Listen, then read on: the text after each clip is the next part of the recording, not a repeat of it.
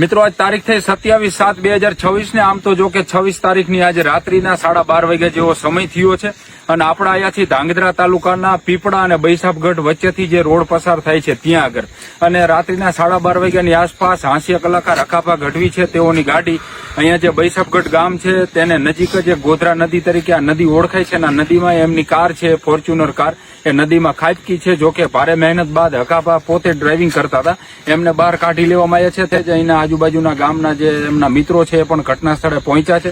હકાપા આપણી સાથે છે, થોડી હકાપા સાથે જ વાત કરી. હકાપા, આ બાજુ ક્યાંય પ્રોગ્રામ હતો ને તમે આવ્યા હતા કે પછી ક્યાંય દર્શન કરવા ગયા હતા? આ બાજુ હળવદ બેઠા હતા બધા મિત્રો. એમાં હિંગળાજ મંદિર અદભુત છે આપણે અહીંયા. ક્યાં? પીપળા પાસે બૈસાપગઢ પાસે છે.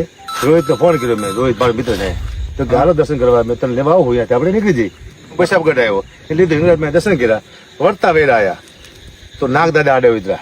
નાગદાદાને બચાવ મેં આમ કાવું માર્યું તો સીધી ઉતરી જતી ગાડી, બચી ગયા. કારણ કે અડધી છે ને કે આમાં પલટી મારી તો મરી જાય બધા એમાં નદી. કારણ કે અત્યારે વરસાદ પણ ચાલુ છે, અહીંયા નથી વરસાદ, અત્યારે હળવદમાં પણ ચાલુ ને અહીંયા વરસાદ આવેલો છે, નદીમાં પાણી પણ છે. તમારી ગાડી અડધી તો ડૂબી ગઈ છે. વિડીયો પણ અમે જોયો કે ગાડીમાંથી તમને આ લોકો અંદરથી છાતી હમાણું જે પાણી છે એમાંથી બહાર કાઢે છે. એટલે તમે કીધું ને કે સહેજમાં રહી ગયા એના જેવી વાત છે. મેં બચાવ્યા, મેં તો પગ ભાંગી ગયો, ઘડી તો કર ચડી પગમાં. હારો મેં તો પગ ભાંગી ગયો, હું નહીં નીકળી શકું. કર ચડી દેવું, પગ નતો ભાંગ્યો, કર ચડી દેવું લાગ્યું મને. ગાડીમાં તમે કેટલા સવાર હતા? અમે 2 જણા જ હતા. બેઠા હતા દીકરી બધા.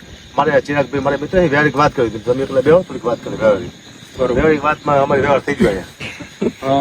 અને આમાં શું છે, વેચવા ન પડ્યા ને તો મળી જાય તમે. અહીંયા સાઈડમાં અમે જોયું તમને જયારે બહાર કાઢે વિડીયો પણ આ મિત્રો જોઈ રહ્યા. સીધી હમણાં પાણી તમે જ ગાડી હાંકતા હતા. પલટી મારી તો લગભગ અમે બે ઉપડી જાય એવું લાગ્યું, કારણ કે પછી તો પાણી ગઈ જાય મળી જાય ભાઈ. કિસમાંથી કાચ મારે સ્મોકિંગ થયું ને કાચ ખુલ્લા હતા, એ કામ થઈ ગયું.